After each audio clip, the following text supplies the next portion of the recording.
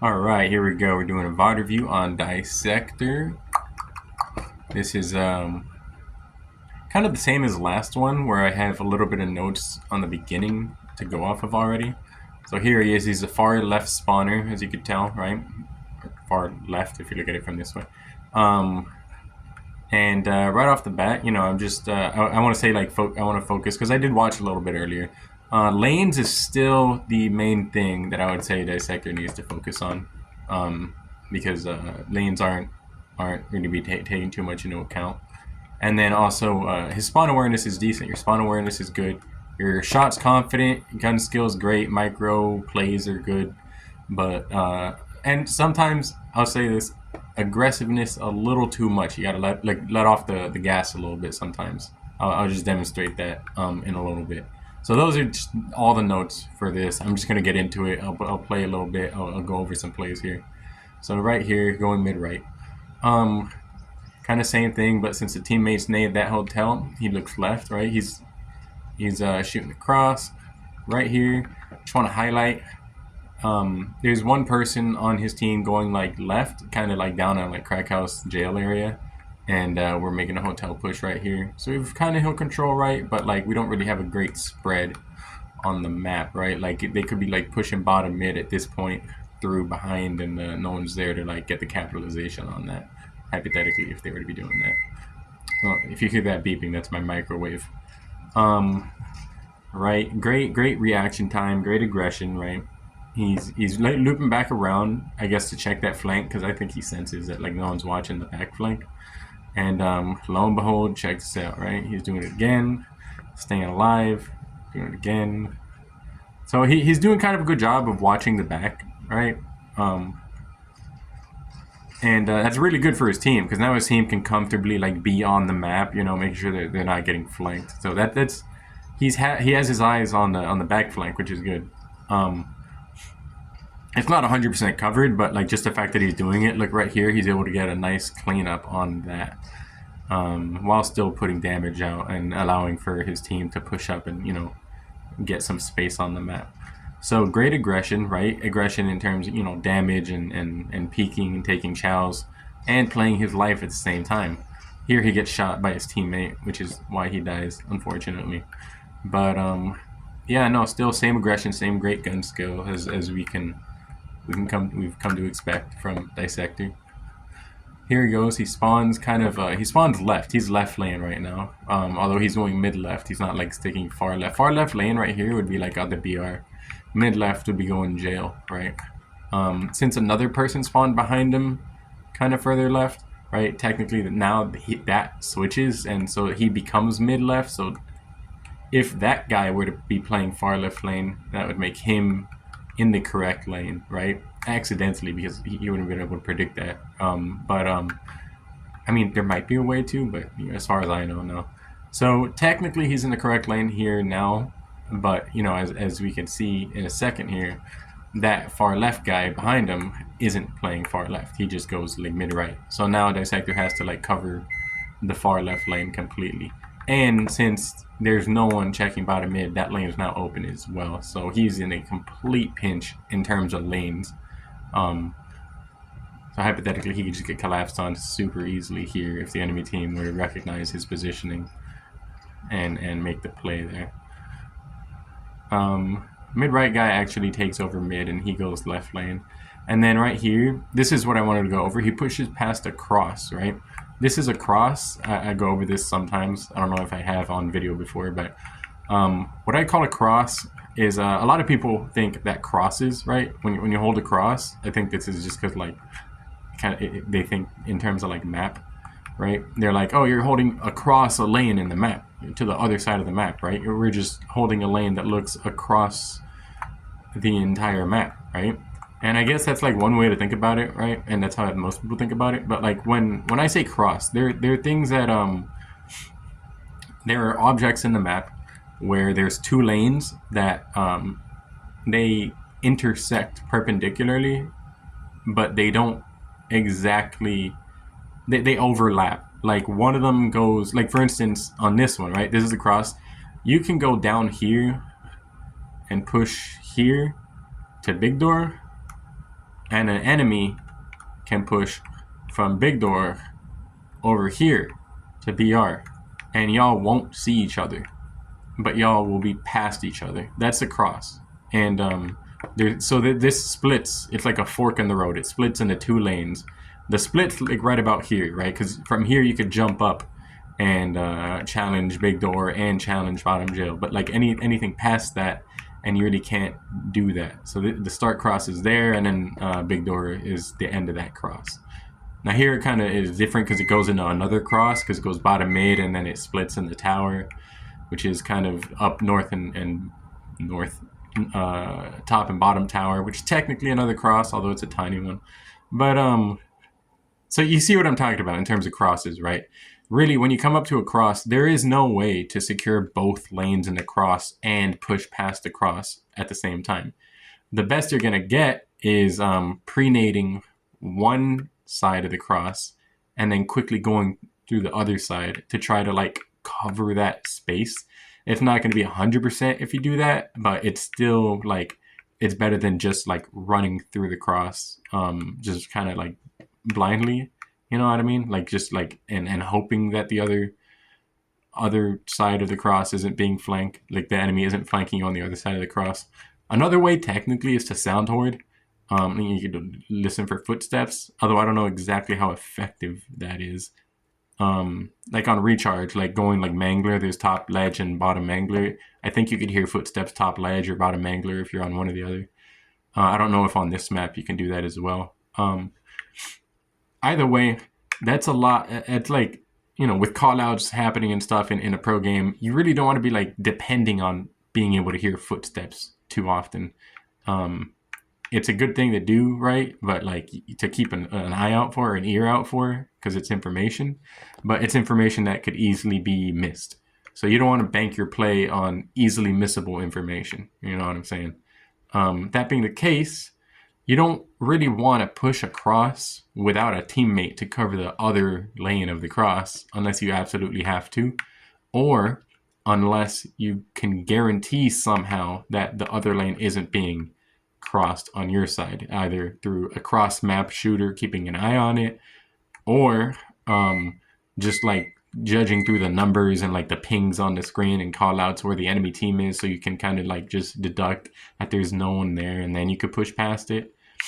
But really you don't want to make, unless you absolutely have to, if like there's like the last flag or something and they're running it, and like you're forced to force the decision to push through and make that trade, right? For the you don't want to be making, you don't want to be pushing across alone, basically, is what I'm trying to say.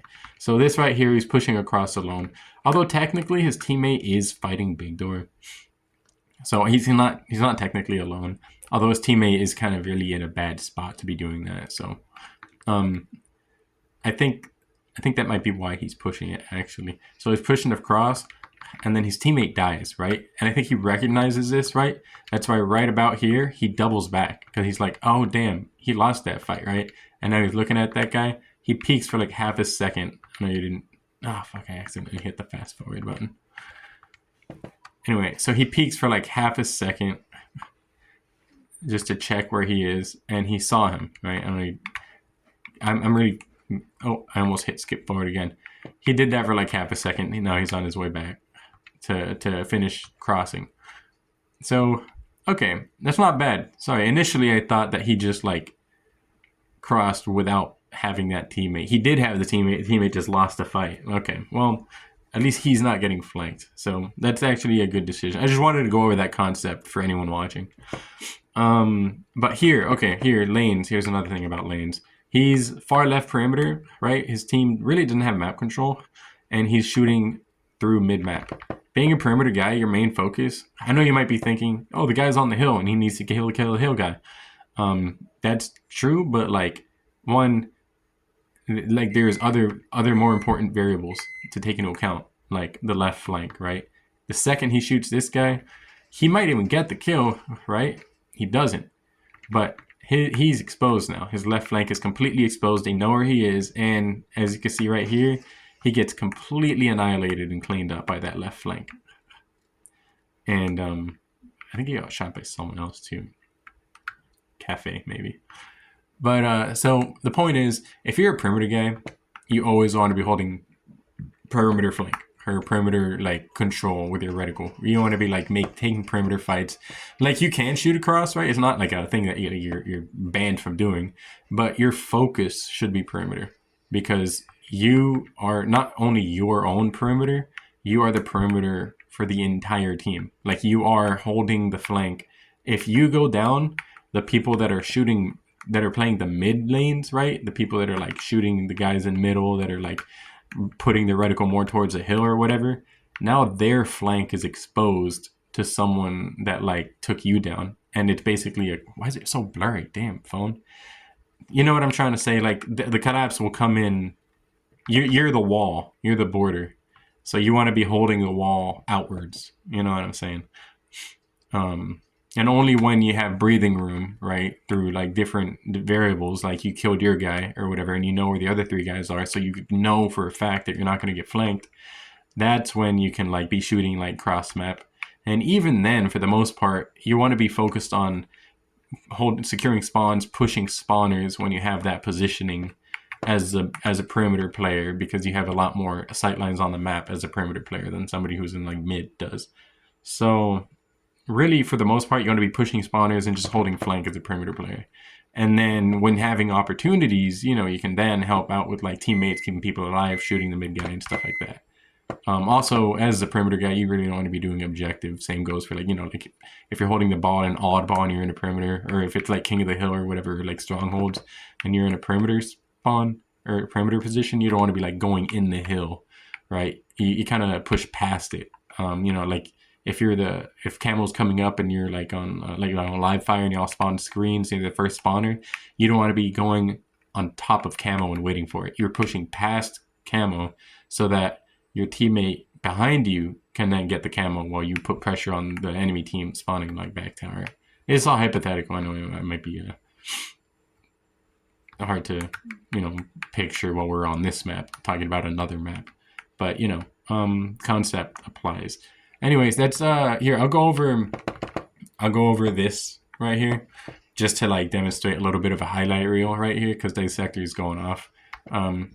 Is good. Still lanes right here. Good lane choice right there, far left, because that guy far left, right? You might be thinking, okay, let me actually explain this for a split second, right? When you spawn in, right there, Curtikins, he's far left, but he's pushed up way ahead, so that technically speaking, the bottom lane, there could be somebody bottom mid, and he's not covering that lane. So technically speaking, he's not in the team setup, as in like the team could be flanked from his position. So he's not far left, right?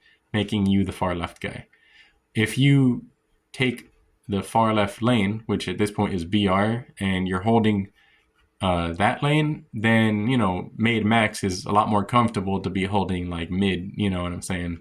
And because right now he can get flanked. That's why he's holding like this bottom mid angle that he is. So you go BR, so it's a good lane choice. Your guy on the far left is pushing spawns. He's doing what he's supposed to be doing. I'm not saying he's not doing what he's supposed to be doing, but just kind of like laying down like the logic behind the decision making process there. Good cleanups right here. Great pressure. Boom. Nice. And you push through. Great. Helping your teammate push spawns. Get the nice damage cleanup on that. I like it. Kind of where the spawn is, so you know where to kind of place your reticle to like wait for them to push through, right? Checking behind your flank. Nice. Ooh. Almost die there. I think your teammate naded him or something. Someone got damage on him. And you're able to get that. Help with the nice balcony guys that you're preparing for earlier. Pick up the shock, right? And then look for the fourth guy. Nice. He gets cleaned up and you go immediately back. Yeah, left lane. Hell yeah. Great positioning. Great spawn awareness. And good shots too. Look at that. Boom. Easy, easy. You get flanked because that guy... but you were able to account for it with the thrust, which was fantastic. You broke his ankles. And then look at this. Boom. Murdered. Bro, you're going off this game for real. And then last guy gets pinged there. Great pressures on spawns here. And then you're kind of predicting where they're spawning right there. You get a nice damage into him. It wasn't a headshot, but you got some damage into him, which is good. Nice thrust to stay alive. All right, yeah. So your micro gameplay is great. It really is. I'll just say, you know, to kind of wrap it all up, lanes is really what you want to be focusing on improving the most. Because like your shot's great, your movement's great, your spawn awareness is really good. And your aggression is fantastic. Although, I will say in terms of aggression, there's you do sometimes want to let your foot off the gas a little bit, right? Like there's a play right about here, right? Where you're like holding the right flank. They're able to push you in jail a little bit, which is fine, you know what happens. You back them up, and then you chase the kill. This chase leads you into a nade. The nade, I don't know, or it leads you to get one shot, right? And then that nade. And then you're able to get cleaned up right here. So just be careful with like, if you're in a very exposed position, just play your life a little bit harder, is all I'm saying. Like right there, if you just retained height advantage, that guy could have gotten away. I think I might have already covered this, but I've had to, the first time I did this video, my phone shut off halfway because the battery died, so I had to like redo it. Oh, speaking of which, I gotta plug it in, damn. Nah, but and then the second thing I wanted to go over in terms of lanes, where are you? Here you are. Was like, it was when the hill was in mid. I can't even remember. Point is, yeah, basically all I'm saying is, oh, it was right there, Boom, right here you pushed up, right? Right here, just look at the composition of your team, like where the positioning of where they are, right? You're mid. These two guys kind of just out there exposed into the open of big door, right? Already weak. Last guy is pushing out of big door. There's no map control here at all. Y'all are all holding, like all four of you are looking cafe through the middle of the map, right? Both flanks are completely unaccounted for. All it would take is one person on each side to basically like pre-nade, and all four of you are dead in a 2v4 scenario without getting any kills. So this is, I just want to like to show you that like without lane control, these are the scenarios that happen. And even if all four people aren't doing lanes, one person, like if you were on lane control here in this spawn, right? I think you spawned up a little bit further, like back red or something. Yeah, this is where you spawn, like left, right here.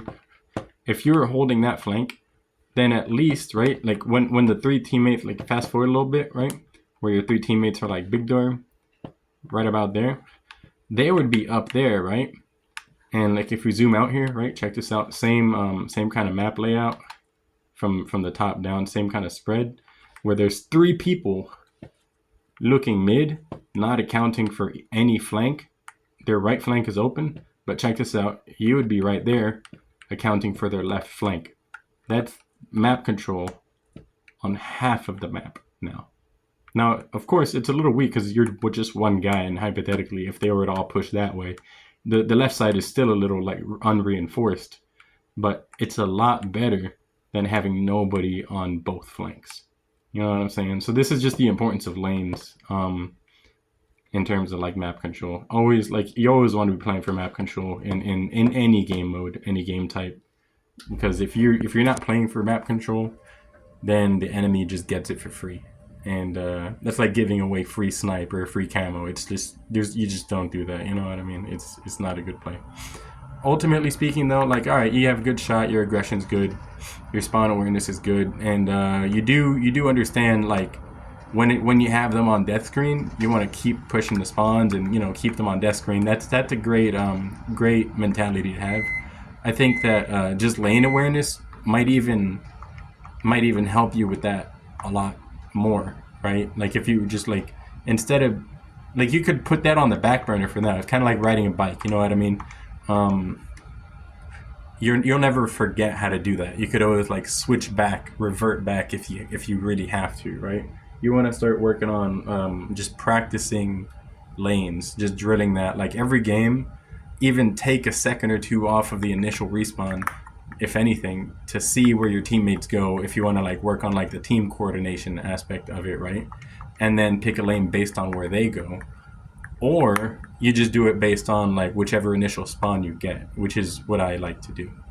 Ultimately, like if you want to go for wins, the better thing would be to do the better thing to do would be to wait to see where the team goes, to see where like the opening is, like wait a second or two, because then you could just fill the opening, right? But if you want to drill for like your own skill, right? You want to drill for timing as well. So you don't want to lose any timing. So you basically just play your spawn and play whatever lane you spawn in, whatever lane you respawn in, right? Because it's not just initial spawns as well. It's when you respawn, right? Like let's say like you die here, right? You spawn in, you have to make that decision again, right? You have to like look at the team spread on the map, be like, okay, there's a teammate on the right, I'm left, and then you go. You know what I mean? Don't sprint off spawn unless like you already have the layout decision set up like before you spawn. You know what I'm trying to say? Well, ultimately, I'll leave it at that. You're a good player. I think yeah, that's just one area you could probably improve on, and it'll probably shoot you up in skill. Um, a lot of players will try to argue if you do that because I guarantee like bro, I run into like 99% of people when I'm playing lanes and trying to like explain the basic fundamentals of it that are like, no, but you have to go for the hill or something, some just stupid like bullshit like that. Just focus on your own gameplay and it'll show, especially like if you start to compete in tournaments and stuff and you have a team that actually understands how to make team plays and like coordinate and do lanes and stuff like that. You'll just mop the floor with all those guys. It is just I've seen it happen so many times. Like with ascending baseline, just they're going up against Shopify Rebellion right now as we speak. I gotta go tune into that. But yeah, no, this is a great gameplay. Just work on lanes and yeah.